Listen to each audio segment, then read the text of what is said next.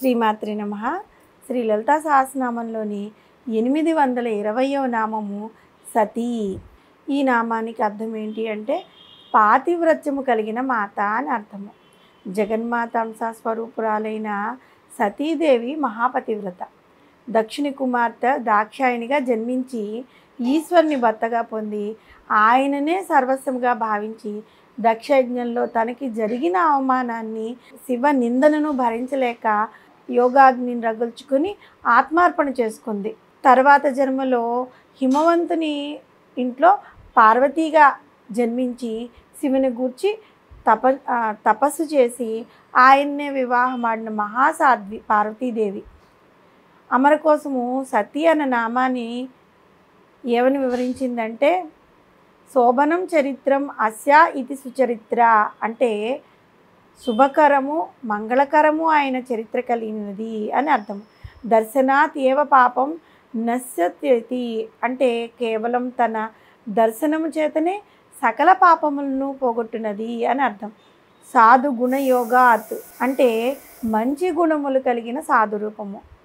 పతి సేవైవ వ్రతమస్య ఇది పతివ్రత అంటే పతి యొక్క సేవయే వ్రతముగా కలిగిన పతివ్రత.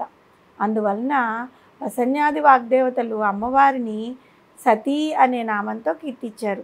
జగన్మాత తనను కుమార్తెగా పొందాలని తపించిన దక్షుడు, హిమవంతుడు, కాత్యాయన మహర్షి వీళ్ళందరి ఇంట దాక్షాయణి, హైమవతి, కాత్యాయని వంటి అనేక నామాలతో వారి ఇంట కుమార్తెగా ఆవిర్భవించిన మాత ఎన్ని జన్మల్లో ఆవిర్భవించిన శివుణ్ణే తన భర్తగా వరించి శివుణ్ణే వివాహమాడిన తల్లి మహాసాధ్వీమణి.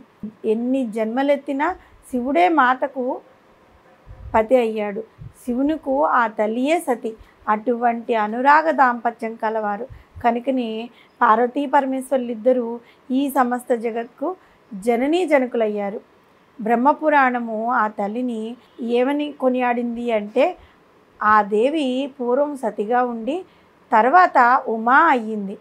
ఆమె భవునితో ఉండును, ఆమెను వదిలి శివుడుండడు అని పలికింది. సత్ అనే శబ్దానికి స్త్రీలింగ రూపమే సతి. సత్ అనగా పరబ్రహ్మమునందు రూఢీ కలది అని అర్థం. పూర్వంలో ఉండి ఇప్పుడున్నది, ముందు ఉండేది అయిన త్రికాలాబాధ్యమైనది. అవితథం పరమం బ్రహ్మసత్ అనగా ఆమెయే నిత్యమైన పరబ్రహ్మము. జగన్మాత పతియే వ్రతంగా కలిగిన పతివ్రత. సతి అనే పదానికి పతివ్రతకు పరోక్షనామం అన్నమాట. దుర్గా సప్తశతిలోని ప్రథమ చరితంలో కాళీ, తార, చిన్నమస్త, సుముఖి, భువనేశ్వరి, బాల, కుబ్జ ఈ 7 సతుల రూపంగాను, మధ్యమ చరితంలో లక్ష్మి, లలిత, కాళీ, దుర్గా, గాయత్రి, అరుంధతి, సరస్వతి ఈ 7 సతుల రూపంగాను, ఉత్తమ చరితంలో బ్రాహ్మి, మాహేశ్వరి, కౌమారి, వైష్ణవి, వారాహి, మాహేంద్రి, చాముండ ఈ సప్తమాతృకుల స్వరూపంగాను, నంద, శతాక్షి, శాకాంబరి, భీమ, రక్తదందిక, దుర్గా, భ్రామరి ఈ 7 సతుల సమష్టి రూపమైన జగన్మాతయే సతీ.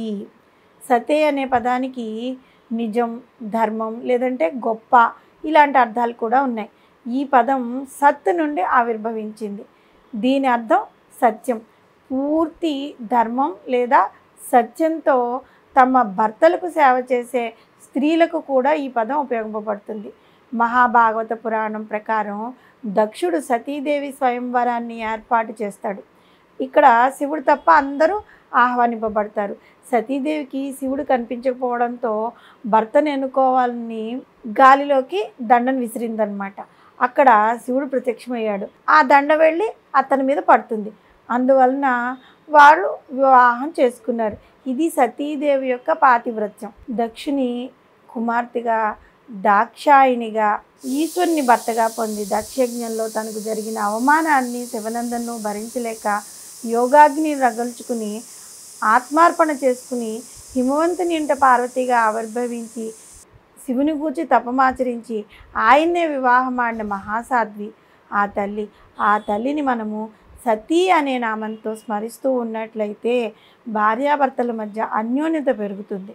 వివాహము అనే దానికి అర్థం లేకుండా పోతున్న ఈ రోజుల్లో భార్యాభర్తల మధ్య అనుబంధము, ఆప్యాయత, ప్రేమ అన్నవి పెరిగి వాళ్ళల్లో ఎలాంటి గొడవలు లేకుండా అమ్మవారు కాపాడుతుంది. శ్రీమాత్రే నమః.